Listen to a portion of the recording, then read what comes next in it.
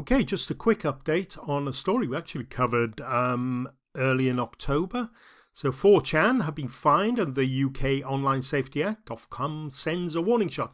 Now, if you can remember, 4chan is this US bulletin board.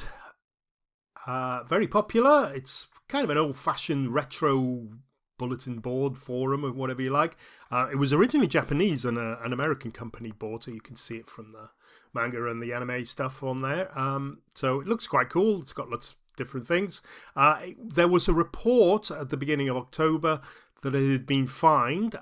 It hadn't been fined at that point. That was a provisional notice of contravention or something like that. So basically they have been fined now. It's official. The other one was an intention to fine rather than the final enforcement.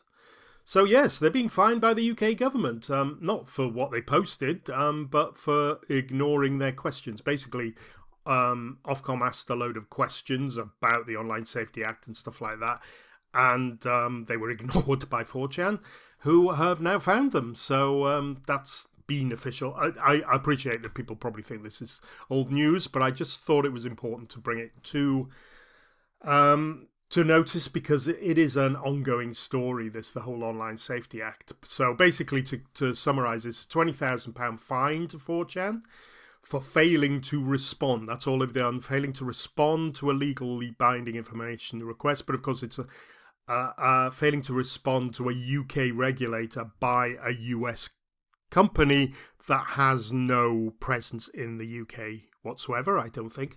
All the servers and stuff are in the US. The regulator says the fine will rise by £100 per day for up to 60 days until 4chan complies. I presume that's from now. So the message may sound tiny, but it isn't really. The amount sounds tiny. Ofcom's making it clear, even smaller on each site, can't ignore UK safety rules. And they've added a warning saying platforms that block users instead of the following the act are staying on the regulator's watch list. So if you just block UK users, you still could be affected.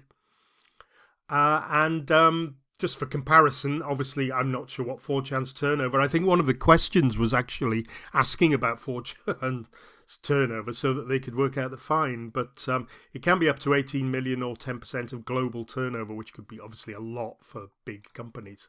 So it's not a record-breaking fine, but it's definitely a clear shot across the bow that Ofcom are not backing down from this. In fact, they're not allowed to be honest.